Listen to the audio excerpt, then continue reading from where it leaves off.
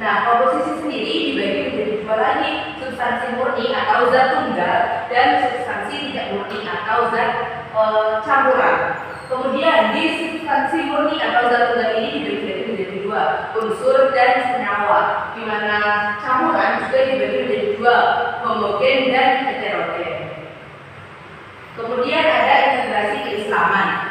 Di integrasi ini ada dari surah Quran surah Al-Imran ayat 191, di mana bunyinya Bismillahirrahmanirrahim, alladzina yadhkurunallaha qiyaman wa qu'udan wa qu'udan wa 'ala junubihim wa yatafakkaruna fi khalqis samawati wal ardh rabbana ma khalaqta hadza batila subhanaka faqina 'adzabannar, yang artinya yaitu orang-orang yang mengingat Allah sambil berdiri, duduk atau dalam keadaan berbaring, dan mereka memikirkan tentang penciptaan langit dan bumi. Saya berkata, ya Tuhan kami, tidaklah Engkau menciptakan semua inisiasi yang harus Engkau lindungilah kami dari azab neraka. Di mana Quran surah Al-Imran ini menyatakan bahwa keadaan zat itu tidak, Allah itu menciptakan zat, kita bisa melihatnya dengan berdiri, berbaring atau memikirkan tentang langit dan bumi.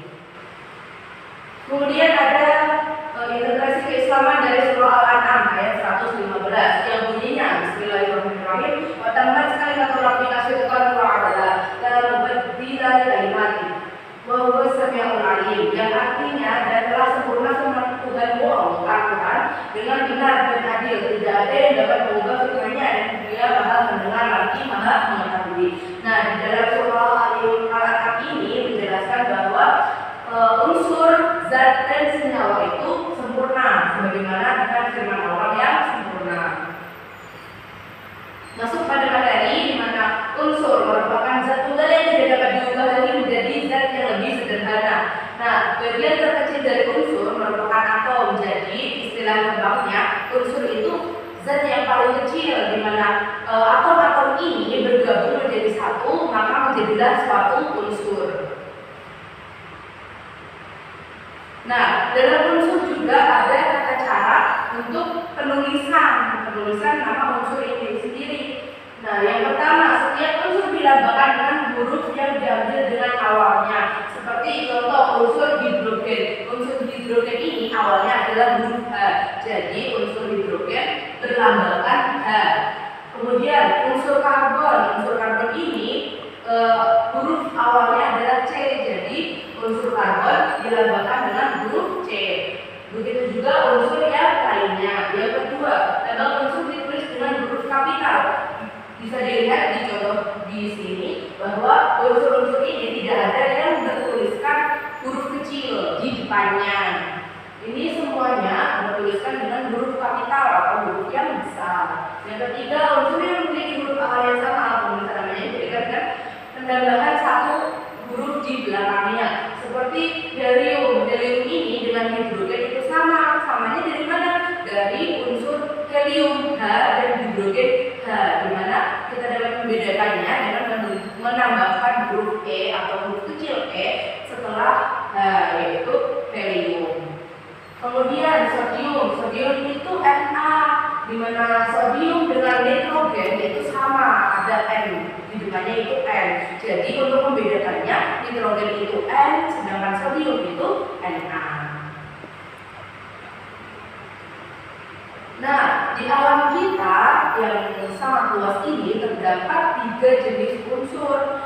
Nah, unsur ini apa saja? Unsur logam, unsur non-logam, dan juga metaloid. Di mana contoh-contoh dari unsur logam ada Na, Al, K, Cr, Ba, dan sebagainya. Sedangkan untuk contoh unsur non-logam H, C, N, O, dan F. Sedangkan metaloid ada B, S, I, G, S, P, dan T, E. Untuk contoh, ini adalah contoh tabel periode unsur. Lanjut, senyawa. Senyawa merupakan zat yang tersusun atas 2 unsur atau lebih yang bergabung secara kimia. Jadi kalau unsur tadi adalah atom yang bergabung menjadi satu, kalau senyawa adalah unsur yang bergabung menjadi satu. Entah itu 2 unsur yang bergabung menjadi satu atau 3 unsur yang bergabung menjadi satu. Nah, contoh dari senyawa ada H2O, mana H merupakan unsur hidrogen dan O merupakan unsur oksigen. Nah, dari unsur-unsur ini bergabung menjadi satu dinamakan senyawa, unsur hidrogen, unsur oksigen, dan unsur hidrogen lagi. Na dan Cl, natrium dan klorin itu digabungkan menjadi satu, dia menjadi suatu senyawa NaCl, disebut dengan OCO. Selanjutnya adalah campuran, di mana campuran merupakan materi yang tersusun oleh dua macam zat atau lebih yang tidak terikat secara kimia dan dapat dipisahkan kembali. Jadi campuran ini merupakan gabungan dari senyawa. Tadi kan kalau unsur gabungan dari atom, nah senyawa itu gabungan dari unsur, sedangkan campuran gabungan dari senyawa. Tapi dalam campuran ini dapat dipisahkan kembali. Jika di unsur dan di senyawa itu tidak dapat dipisahkan, jika di campuran kita dapat memisahkan kembali. Nah, tadi dalam campuran dibagi menjadi dua, yaitu homogen dan heterogen. Di mana homogen merupakan campuran antara dua zat atau lebih yang partikelnya biasanya tidak dapat dibedakan. Contohnya seperti air dan susu, itu kan partikelnya tidak dapat dibedakan. Contohnya seperti air dan pasir, itu kan partikelnya tidak dapat dibedakan. Nah, campuran sedangkan heterogen merupakan campuran antara dua zat yang partikelnya dapat dibedakan seperti susu. Dalam prinsip pemisahan campuran, kita didasarkan ada perbedaan sifat fisis dan penyusunnya. Nah, campuran ini dapat kita bedakan atau kita pisahkan dalam bentuk fisiknya atau fisisnya. Nah, selain fisis, kita juga dapat melihat dari wujud zat partikelnya, seperti partikel pada pasir, pada tanah liat, ataupun pada susu dan gula. Kemudian ada ukuran partikelnya. Ukuran partikel dari pasir itu lebih besar daripada ukuran partikel dari susu. Nah, macam-macam yang ada dalam pemisahan campuran ada filtrasi, sentrifusi, sublimasi, kemudian ada dekantasi dan kromatografi lapisan tipis dan gas.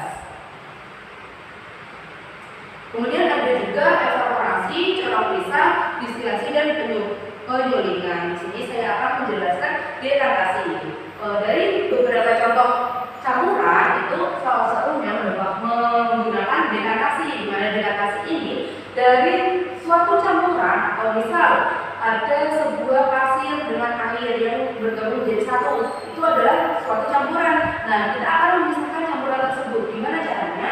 Kita akan menggunakan dua wadah, di mana di situ wadahnya adalah campuran dari macam-macam pemisahan atau campuran. Nah, salah satu contohnya adalah dekantasi. Nah, dekantasi ini tata caranya, misal kita punya satu buah gelas yang isinya ada partikel pasir dengan air. Nah, partikel itu kan kita aduk-aduk sehingga partikel pasir dengan air tadi bercampur. Nah, cara untuk memisahkannya kita menggunakan dua buah gelas atau dua buah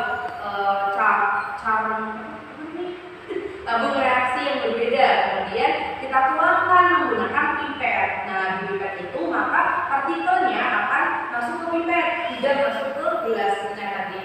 Jadi dalam gelasnya nanti akan berisi air yang murni. Seperti contoh ini, yang awalnya ada pasir, partikel pasir dengan air didekantasi, maka terjadilah air yang murni atau air saja, tidak ada campuran partikel pasirnya. Nah, untuk perbedaannya tadi sudah saya singgung bahwa unsur merupakan gabungan dari atom, sedangkan senyawa gabungan dari unsur, dan campuran merupakan gabungan dari senyawa. Untuk miskonsepsinya, di sini ada beberapa siswa menganggap bahwa semua zat murni merupakan zat partikel penyusun yang belum bergabung dengan partikel lain, sehingga campuran unsurnya dianggap sebagai murni. Padahal faktanya untuk unsur merupakan bahan dasar yang tidak dapat terurai, sedangkan campuran gabungan dari unsur dalam perbandingan tertentu, dan beberapa miskonsepsi lainnya. Untuk glosariumnya, senyawa dua unsur atau lebih. Ini sudah saya jelaskan tadi di awal untuk glosarium dari materi-materi yang sudah saya berikan. Dasar pesara saya pure mengambil dari buku Kapasitas Selekta IPA dari Ibu Feni Widianti selaku dosen pengampu mata kuliah Kapasitas Selekta IPA. Mungkin hanya itu yang dapat saya jelaskan dari konsep unsur, senyawa, dan campuran. Bila ada salah kata saya